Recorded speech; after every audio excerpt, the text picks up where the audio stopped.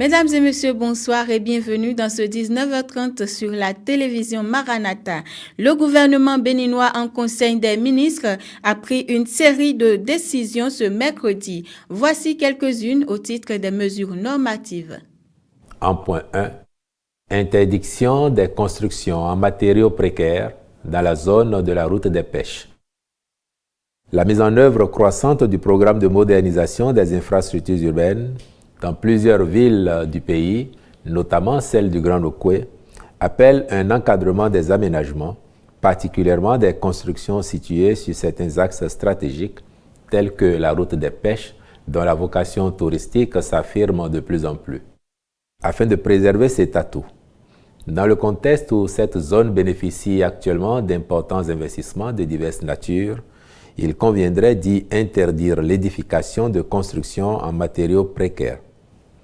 Le présent décret est donc pris à cette fin. Aussi, les propriétaires, présumés propriétaires et détenteurs de parcelles abritant de telles constructions sont-ils invités à procéder à leur démantèlement au plus tard le 31 décembre 2025. À cet effet, pour ceux d'entre eux ne justifiant pas de la capacité de recouvrer leur logement du fait de cette démolition, il a été décidé qu'un appui soit apporté à leur réinstallation.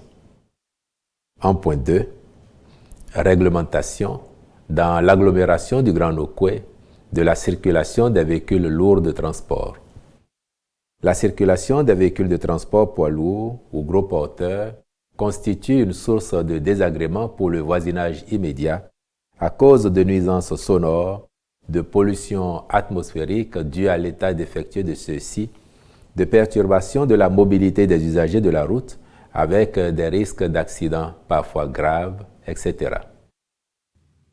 Parlant des décisions prises au titre des communications, le porte-parole du gouvernement énumère quelques-unes.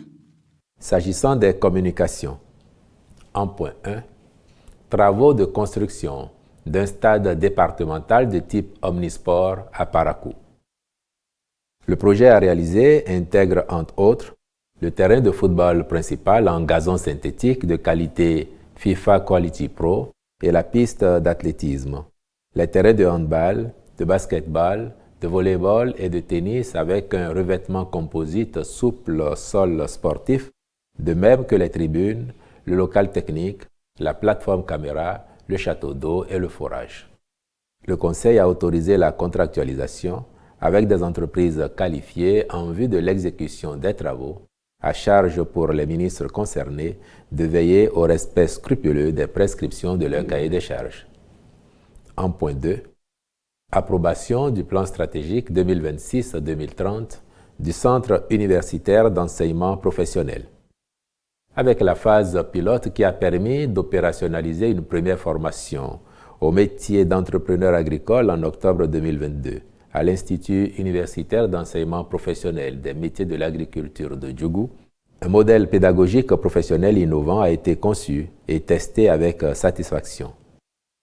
Plusieurs rencontres et manifestations internationales ont été également autorisées par le gouvernement béninois. Depuis hier, députés et maires entrent en possession de leurs formulaires de parrainage. L'opération de délivrance des formulaires a démarré ce mardi à la Sénat. Cette étape, qui s'achève le 12 septembre prochain, conditionne la validation des candidatures à la présidentielle de 2026.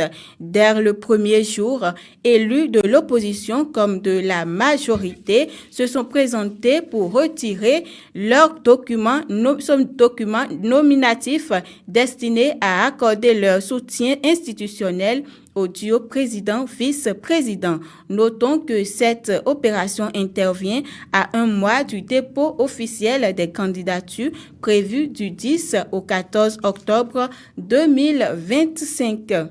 Autre information dans cette édition, les nouveaux membres de la Commission béninoise des droits de l'homme étaient ce mardi au cabinet du président de la Cour constitutionnelle. Ayant prêté serment le 21 juillet dernier, ils ont entrepris de rencontrer les responsables des institutions de la République et certains cabinets ministériels. Ces rencontres visent à échanger avec eux sur ce qui peut être considéré comme notre projet de gouvernance de la question des droits humains de façon générale dans notre pays, a déclaré le président de la Commission béninoise des droits de l'homme. Il a ajouté que cette démarche tient de ce que la nouvelle mandature est instituée par une nouvelle loi qui mérite d'être bien comprise déjà par eux-mêmes, mais aussi des différents interlocuteurs, des responsables des institutions avec lesquels ils sont invités à collaborer. Cette audience, au-delà de sa portée protocolaire, symbolise une volonté commune de faire des droits humains une réalité tangible pour chaque citoyen béninois. La rentrée scolaire n'est pas toujours un moment facile pour les enfants. Entre excitation, appréhension et nouvelles habitudes, l'équilibre émotionnel peut être mis à rude épreuve. Comment préparer psychologiquement les tout-petits comme les plus grands à ce rendez-vous important? Nous avons rencontré pour vous le psychologue pasteur Jean-Jacques Goromé. L'une des choses que vous pouvez rencontrer, c'est surtout lorsque vous voulez quitter une école pour une autre école. Vous êtes un peu paniqué, vous avez la peur. Et je vais aussi profiter de parler de ceux qui vont dans les classes dénommées, je ne sais pas, classes noires, comme les classes de 4e et de 3e. On dit que là-bas c'est difficile, hein? Et première aussi, on dit que c'est difficile, peut-être des fois terminale. Si déjà vous mettez dans votre tête que la chose est difficile, vous aurez donc à lutter. Enlevez de votre tête, c'est pas vrai. Aucune mathématique n'est difficile, à moins que vous l'avez accepté comme difficile dans votre tête. Donc déjà, commencez par bien respirer et inspirer, en pensant à la nouvelle rentrée qui veut commencer. Je vous exhorte, prenez du temps. Observez un peu vos anciens cahiers. N'ayez pas peur. Vos lacunes de l'année passée ne vont pas vous suivre pour l'année prochaine. Nous avons des cellules gliales qui sont au niveau de notre cerveau. Et en fonction de notre croissance, il y a de la maturation au niveau de ces cellules gliales. Et donc, vous pouvez ce que vous n'avez pas pu hier.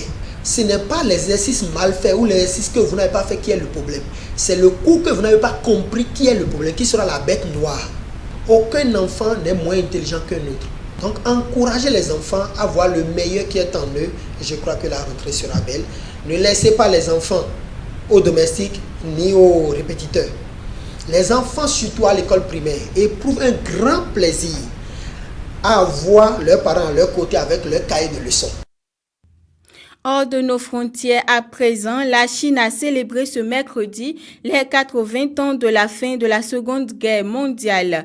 À cette occasion, Xi Jinping, le dirigeant chinois, a présidé un immense défilé militaire à Pékin sur l'avenue de la paix éternelle. Le président chinois était entouré de son homologue russe et du leader nord-coréen. 45 formations de l'armée populaire de libération ont fait ce défilé. Des dizaines de milliers de soldats accompagnés d'une série de nouvelles armes, drones, avions de chasse, bombardiers stratégiques et missiles hypersoniques ainsi que nucléaires, témoin d'une capacité de dissuasion modernisée. Il faut dire que Xi Jinping a fait de ces célébrations une démonstration de force à destination du monde et de ses ennemis en particulier. La Seconde Guerre mondiale encore est nommée en Chine guerre de résistance du peuple chinois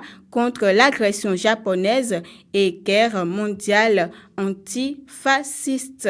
Et c'est la fin de ce point de l'actualité. Merci de nous avoir suivis. Vous avez manqué une de nos éditions. Suivez-nous en replay sur TikTok, Facebook, Instagram et YouTube.